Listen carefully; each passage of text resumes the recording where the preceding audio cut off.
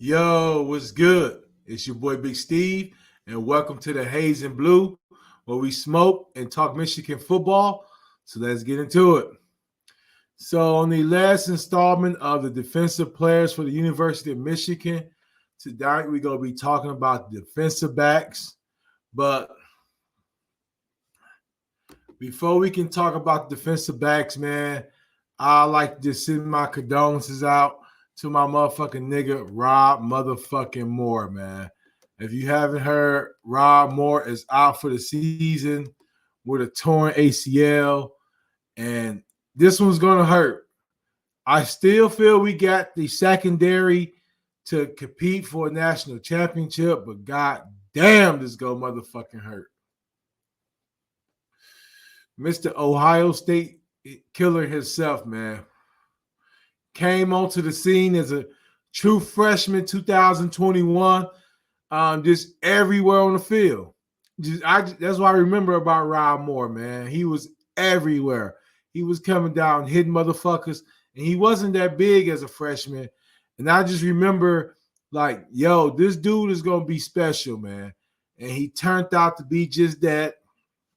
Got hurt last year at the start of the season, which gave, a couple players, Keon Sabb, Quin Johnson, a couple other players to get an opportunity.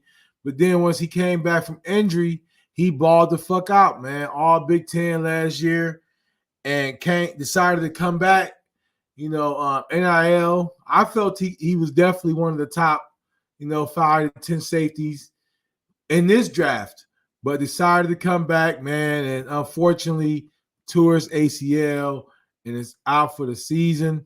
So whether he comes back or into the draft, man, just salute to Rob motherfucking Moore, the Ohio State killer himself. Hopefully he get a speedy recovery. And who knows, man, maybe he make it back for the playoffs. That'd be dope. You know what I'm saying? So shout out Rob Moore. And, so getting on to the just a couple players in the secondary, man, to look out for is definitely no other than Will motherfucking Johnson, shut down corner, All-American last year, first team, I believe, as a sophomore, 6'2", 205, can kind of do it all, man. Lockdown, corner, zone, whatever you needed. Was the national defensive national player of the game. I felt it should have went to Mikey, but he got the pick in the second half to start the second half off to kind of change the momentum of the game. So Will Johnson, ain't too much to say to him. Probably gonna be a top 10 pick. He's held up, man.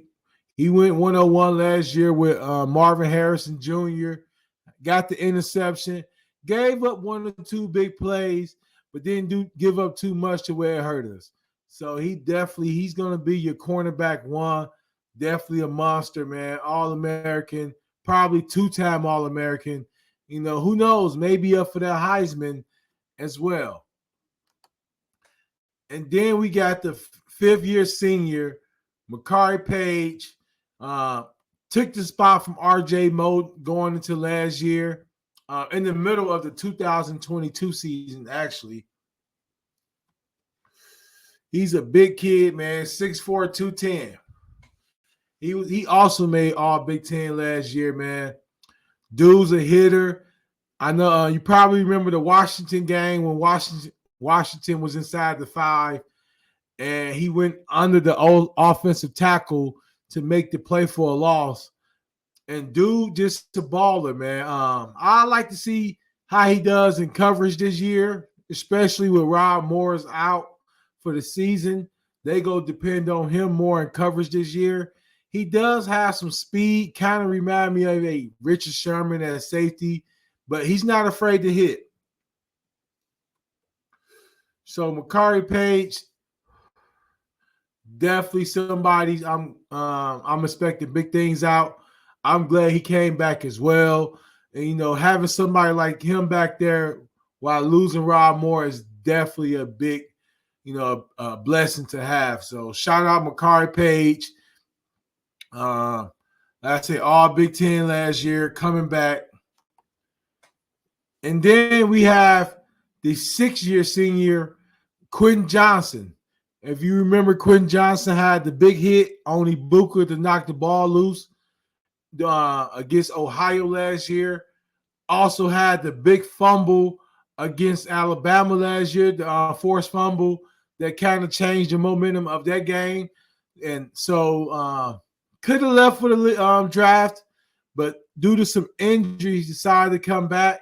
And once again, when you lose somebody like Rob Moore, it's definitely a good thing to have some veterans who got the playing time and playing experience to step right in and make a difference. I think Quin is going to be probably playing at more of a nickel role. I don't think he's going to be doing the Mikey Singletary role, but who knows? That's an open position, and it's going to be a couple cats out for that position, but I definitely think Quin Johnson, like I say, with the experience in last year's team and making the big plays he made, he probably definitely will have opportunities to get a chance at a starting spot, and that's definitely a dope thing to have, man. So Quin Johnson, the 6-year senior, is definitely a good addition to the team as far as returning for Team 145. And then another – oh, shit, man.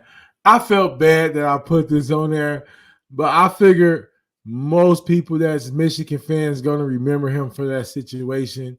So Jaden McElligott, the senior DB from Florida, the guy who got jumped by Michigan State in the big house in the tunnel. He also got an interception against them as well, but he definitely came on at the end of the year and made some big plays. So I definitely feel he's somebody who can possibly be a starter in the secondary next year. Been around the program for a couple years now, got playing time last year. He's been battling some injuries. So he's definitely primed for a breakout year. Like I say, even though we lost Rob Moore, man, we definitely have some guys in that secondary. We about 2 players deep at every position. We about 2 players deep. So it's going to be interesting to see, what this spring game look like. With the spring game being just around the corner, April 20th, it has been announced that it will be televised on Fox. So hopefully before then I have something set up to where I figure it'd be cool to do some 420 type shit while I stream the game, try to get experience in that, man. So it's all the learning experience. But for April 20th is the spring game. And when you being too deep at every position in the secondary, the reason I bring up the spring game is the simple fact that it's a transfer portal after the spring game.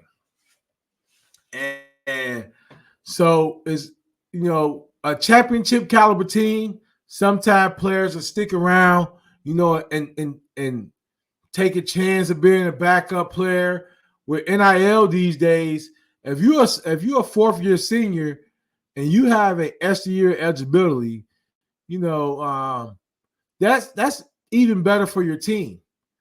And with the way college football is going now, unless you are part of that top 5% of freshmen that can come in and just be a game changer, it's really not going to benefit you to focus on how many freshman recruits you're getting. So with that being said, it's going to be interesting to see how the portal work out after the spring game. So, so Jaden McElligott, a.k.a. the nigga who got jumped by Michigan State at the tunnel. No disrespect if you see this, Jaden. I fucks with you, but you gonna be forever known. When niggas bring you up, They go be like, man, Jaden McElligott. Unless, let me say this.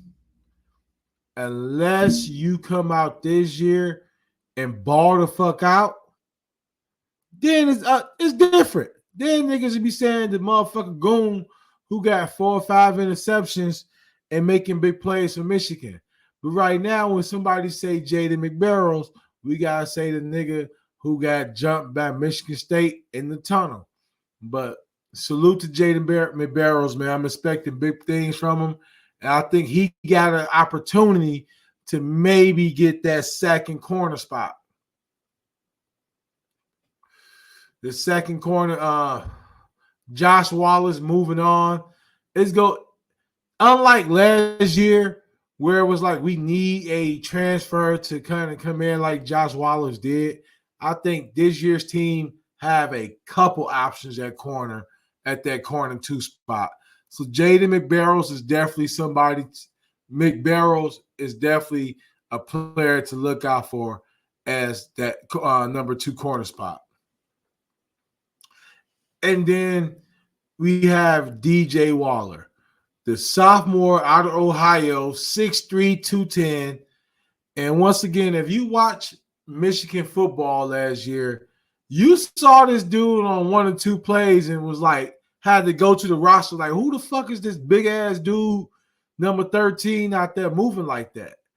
And so I feel he's going to be on the field. With that kind of talent, 6'3", 210, I believe he's a speedster. I didn't see too much of him. I just remember seeing like 2 or 3 plays throughout the season where it was like, who the fuck is DJ Waller? I remember he was definitely a big time prospect out of Ohio, but being that, when Josh Wallace came in and you had Mikey and you had Keon Sabb and Zeke Barry and all these players, DJ Waller kind of went under the radar coming into the season last year. But coming into the season this year, you best believe your ass that defensive coordinator go find somewhere for this dude to be on the field. Unless it's some injury or personal shit outside of football, this dude, I feel, has the most potential outside of Will Johnson, as he can be he's going to be a star. DJ Waller is going to be a fucking star, man. So, yeah, I feel, with his size, maybe he gets that probably, safety spot. Nickel, I don't think he has enough, twitch in his body, pause, to play a nickel like Mikey. But I feel this dude, he's an athlete, man. Just put him on the fucking field. I want number 13, DJ Waller, is the guy I'm most looking forward to watching in the spring game and also into the season, because it's interesting to see where he fit in, because we have a lot of sophomores. 2021 recruiting class and 22 recruiting class get a lot of conversation, but I don't think nobody talk about the amount of sophomores we have far as talented on this team. So look out for DJ Waller, man. He's a sophomore, number 13, 6'3", 210. Dude's going to be a beast. And then finishing up some of the guys who I feel is probably going to be in the fold to get in that starting role. Like I say, you lose to somebody like a Mikey Singerstell. You lose Josh Wallace, and then you deal with the injury of Rob Moore. That's 3 key players from a national championship team. So that's why I felt, outside of Will Johnson and Amari Page, the other 4 guys I had, 4 or 5 guys I mentioned up here, are all competing. So these guys can easily be on another roster next year. When the season starts. Zeke Barry, Jr., 5'11", 195. Was high hopes as a recruit, came in, dealt with some injuries, had the interception in the spring game, his freshman year. Well, fuck it, you might well say rookie now that they getting paid like NFL players. But Zeke Barry definitely was somebody who had a lot of potential. And to be honest, him dealing with injuries allowed Keon Sabb the opportunity to get those reps in last year on that national championship team. So Zeke Barry is definitely somebody who can compete for that safety spot. I just saw Rob Moore, shouting him out on the ground, him and Hill. But so Zeke Barry, a junior, 5'11", 195, is definitely somebody who's going to be in competition for one of those starting positions. And this is players in the secondary. This is not so much of a depth chart right now. This is players in the secondary.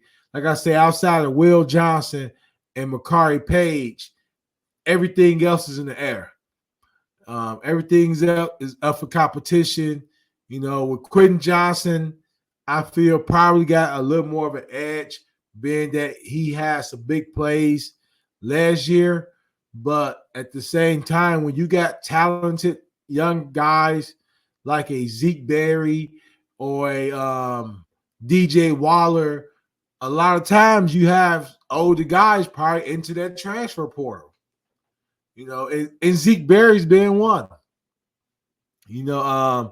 Hopefully he stays. And like I say, man, the best thing you can have on a national championship team is backups. Injuries is bound to happen. And so with good depth and with a good defensive line like Michigan have, I feel that we have the players to make up for some of the losses we endured, whether it was through the draft or through injuries. So Zeke Barry, number 10, junior, is definitely somebody to keep an eye out on. Defensive coordinator, and the new defensive backs coach is Lamar Morgan. He's the former defensive coordinator and DB's coach at the University of Louisiana. He coached under Nordell, I believe, the Florida State coach, if I'm not mistaken. But the Raising Canes has had some success, being down in Louisiana. He has success with some DBs and got a track record for, producing some good defensive backs. So I definitely feel this was a great pickup by Sherrod Moore going in the South, getting somebody like a Lamar Morgan, an up-and-coming DB coach, got coordinator experience. So he's ready. He's ready. He's not somebody that's got to be questioned. And with the defensive corners and with the defensive back that we have right now, like I say, even with the loss of Rob Moore, I feel this dude, he got the opportunity to shed. With this defense, he probably gone as a defensive coordinator next year. So Lamar Morgan is the new defensive backs and defensive passing game coordinator.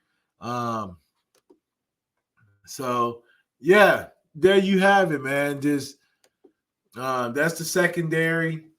Like I say, man, it sucks that we losing somebody like Rob Moore. That shit hurt bad. But when you have players that's when you're too deep at every position, it's kind of like I say, is a good situation to be in. But outside of the players I named that's competing for a spot, I say those 6 to 7 players I name are players that I feel who are going to be out there. I say Will Johnson, All-American, Amari Page is a fifth-year senior coming back. He's a beast. Quin Johnson, sixth-year senior. He can kind of play everywhere out there. And then you have somebody like DJ Waller, who I feel like he's the next guy up behind Will Johnson. He's the guy to look out for. But just a couple other guys that got some potential to also step up and surprise a lot of people. You have Miles Pollard, I believe is a sophomore. I can't say his first name, but Hill, the Illinois recruit. Rob Moore just shouted him out on Instagram as well. And then you had Hillman, number 6. Hillman is somebody I remember saying it was a play last year when he got in the game. And just like DJ Waller, he came down, like a headhunter, and he had that speed where it's like he was a Notre Dame commit at first, flip over to Michigan the last part of the recruiting section, and I feel was a big pickup for Michigan. Like I say, this sophomore class is going to be stacked. And then you have Jones, number 14, the corner, I believe, out of Tennessee, from the same place as Junior Colston, I believe. I know he's from Tennessee, but been dealing with some injuries, I believe. But I believe he's a junior. So there's a lot of fucking weapons on this defense that I can't wait to see how all unfolds. So with the spring game coming up, hopefully next week I can get a video in starting with the offense. Probably start with the quarterbacks and then, go from there. But this secondary is going to be special. It's going to be special. Will Johnson expect to be a top 10 pick. And he could have been a top 10 pick probably in this draft. Amari Page, I feel definitely can raise his draft stock up to maybe a third-round draft pick. Quin Johnson, who knows, a late 6th round, whatever. As long as he get an opportunity in the league, that's all that matters. Jaden MCB Barrs, a.k.a. the nigga who got jumped by Michigan State, definitely has an opportunity for that second corner spot. So this spring game, it's going to probably be competitive because outside of 1 or 2 spots at that secondary, every position is up for battle. So Lamar Morgan, Coach Lamar Morgan, got his hands full, to get the best players, get the best 5 players out there. And so I can't wait to see, man. But April 20th, Michigan spring game on Fox. Rob Moore out for the season. Tough loss, man. Get well mentally and physically. Will Johnson, All-American, second year in a row. Hopefully. DJ Waller, your breakout star in the secondary. And other than that, go motherfucking blue.